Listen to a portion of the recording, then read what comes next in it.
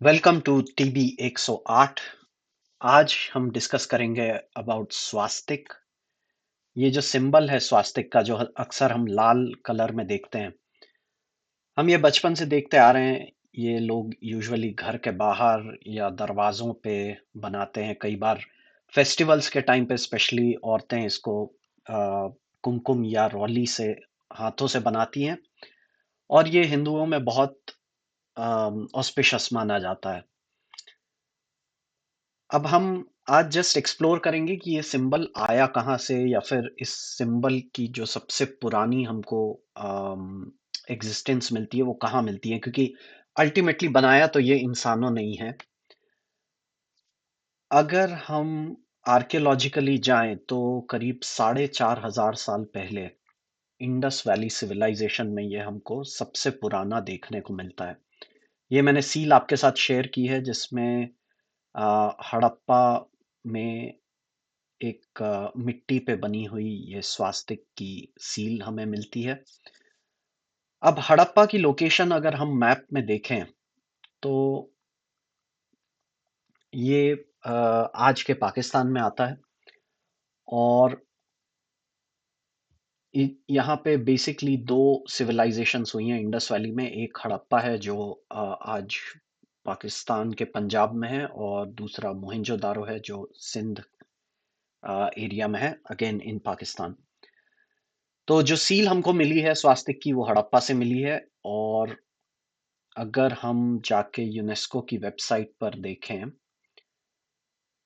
तो हमें पता चलता है कि ये यहाँ पे इसकी डेटिंग दी हुई है। यूनेस्को की साइट है हड़प्पा की। It goes back to about 3300 BC, जो कि आज के हिसाब से करीब 5,000 साल पुरानी अ, मानी जाएगी। अब देखना यह है कि हड़प्पा सिविलाइजेशन में हमें मिला क्या था। तो हड़प्पा में हमको खूब सारे स्तूप मिलते हैं। ठीक है, ये बुद्धिस्ट लोग बनवाते हैं स्तूप। अम, मोहनजोदारो में भी यही देखने के लिए मिलते हैं, और अम, हड़प्पा में भी।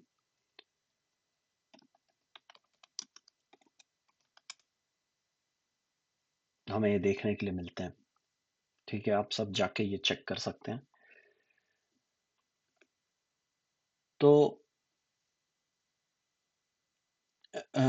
यहाँ पूरे इंडस वैली सिविलाइजेशन की जो शुरुआत, जो खोज की शुरुआत होती है, वो इन्हीं स्तूपों से होती है। गाइस, हम इंडियंस, पाकिस्तानी, हम भूल चुके थे अबाउट इंडस वैली सिविलाइजेशन। जब अंग्रेजों ने एएसआई या archaeological survey of India establish किया, तब उन्होंने ढूंढना शुरू किया, और उनको खुदाई से हमारे एक्चुअल पास्ट के बारे में पता चला। उसी में से एक ये हड़प्पा की संस्कृति आती है। अब पूरे इंडस वैली सिविलाइजेशन की अगर बात करें तो स्तूप बुद्धिस्ट लोग बनवाते थे, जो हमें वहां से मिले हैं। और वहां ही हमें सबसे पुरानी ये स्वास्तिक की सील मिली है। इससे थोड़ा अगर हम आगे आते हैं तो करीब सेकेंड टू थर्ड सेंचुरी में, अम, और रादर अगर हम जाते हैं 450 बीसी, जो आज से 2,500 साल पुरानी बात है, तो वहां पे हमको एक पिपरवा स्तूप मिलता है, जो उत्तर प्रदेश में लोकेटेड है। और वहां उस स्तूप से अगेन अंग्रेजों को एक कलश जैसा मिला था, जो मैंने यहाँ पिक्चर में दिखाया है। इस कलश में इंस्क्रिप्शन है, जिससे पता चलता है कि ये गौतम बुद्ध की इसमें बोन्स रखी हुई हैं। जब उनका महापरिनिर्वाण हो गया तो उनको जलाने के बाद जो उनकी अस्थियां बची हुई थी, वो इस कलश में मिली हैं। और उसके साथ ही हमें खूब सारे रत्न भी मिले हैं और कुछ गोल्ड कॉइन्स मिले हैं। तो उन्हीं में से एक गोल्ड कॉइन मैंने यहाँ पे शेयर किया है। इसके राइट हैंड साइड में आप देख सकते हैं कि स्वास्तिक वहां पे बना हुआ है। तो अगेन 4,500-5,000 साल पहले हमें स्वास्तिक मिलता है हड़प्पा से। करीब 2,500 साल पहले हमें मिलता है पिपरवा स्तूप से। 4,500 साल पहले भी हमें स्तूप के अंदर ही अ, जो आर्टिफैक्ट्स मिलते हैं उसी में से एक हड़प्पा की सील मिलती है। अब इससे भी अगर आगे आ जाएं तो ये गांधार कला के पद चिन्ह बने हुए हैं, ये बुद्ध पद कहलाते हैं। क्योंकि जब बुद्ध भगवान की मूर्तियां बनना शुरू नहीं हुई थी तो उसके पहले उनके पैरों की ऐसी छाप की पूजा की जाती थी। अम, कुछ लोग वट वृक्ष की पूजा करते थे। अब ये भी करीब 1800 साल पुरानी है आज से। और इसमें आप देख सकते हैं कि पद चिन्हों के ऊपर छोटे छोटे स्वास्तिक बने हैं। राइट लेग में एक डायरेक्शन में है, लेफ्ट लेग में दूसरी डायरेक्शन में है। यहाँ पे बुद्धिज्म का ये त्रिरत्न भी बना हुआ है, बुद्ध धम्म और संघ का रिप्रेजेंट करता है। यहाँ पे धम्म चक्र बने हुए हैं। तो ये भी बुद्धिज्म से रिलेटेड प्रमाण हमको मिलता है। अब हम इसको कंपेयर करते हैं कि हिंदुइज्म में हमको देखने के लिए कब मिलता है। तो गाइज ये वेदों में हमें स्वास्तिक नहीं मिलता, पुराण में हमें स्वास्तिक नहीं मिलता, लाइक ग्राफिक सिंबल बना हुआ ऐसा हमें नहीं मिलता, ना ही रामायण और महाभारत में मिलता है। इनफैक्ट ऋग्वेद में स्वस्ति नाम जरूर आता है, लेकिन वो स्पेसिफाई नहीं करता कि वो किस टाइप के सिंबल की बात हो रही है। और स्वास्तिक जो पूरा नाम है वो पहली बार ब्रह्म संहिता में आता है और फिर विष्णु पुराण में आता है,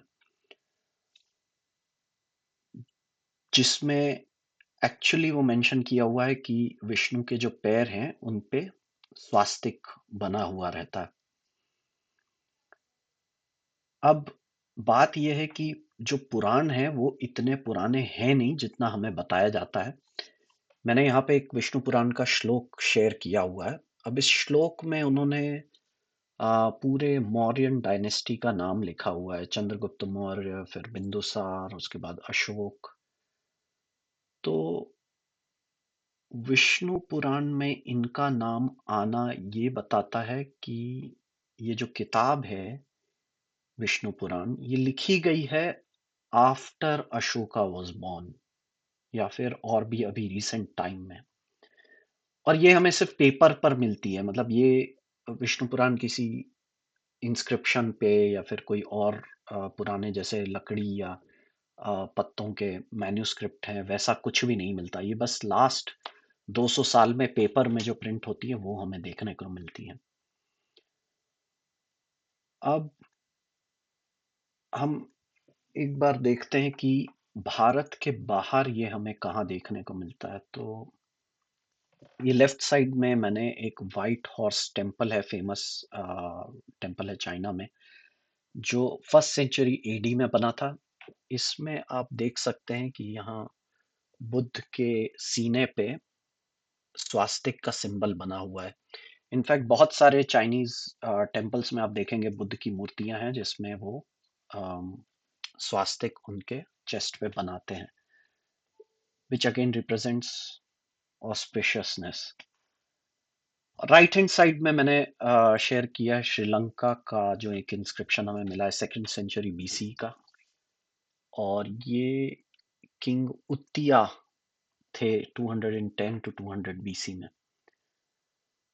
श्रीलंका अ, में अशोक ने अपने बेटे महेंद्र और बेटी संघमित्ता को बुद्धिज्म की टीचिंग्स फैलाने के लिए भेजा था। और उसी के साथ हमारे जो ये सिंबल्स हैं, ये पार्ट ऑफ टीचिंग वहां पहुंचे। इसके अलावा और भी देशों और कल्चर में हमें ये देखने के लिए मिलता है, क्योंकि बौद्ध भिक्षु पूरी दुनिया में गए थे और उन्होंने धम्म का प्रचार किया था। इसलिए इन देशों में लोग बुद्ध को जानते हैं, लेकिन वो ब्रह्मा और विष्णु को नहीं जानते। अब जैसे मैंने यहाँ पे शेयर किया हुआ है कि तिब्बत में आपको देखने मिलता है, चाइना, जापान, कुछ इस्लामिक देश, बाली, अ, ग्रीस, जूइश फिलॉसफी और इवन एस्टेक रिलीजन में। सो इन कंक्लूजन, अगर आपको ये पत्थरों पर या फिर किसी मूर्ति पर या किसी मंदिर में अगर दिखता है, तो ये 100% बुद्ध के लिए है। सो एक्चुअली हम स्वास्तिक इसलिए बनाते हैं क्योंकि हम सब जो अपने आप को आज हिंदू कहते हैं, वो कई साल पहले बुद्धिस्ट थे।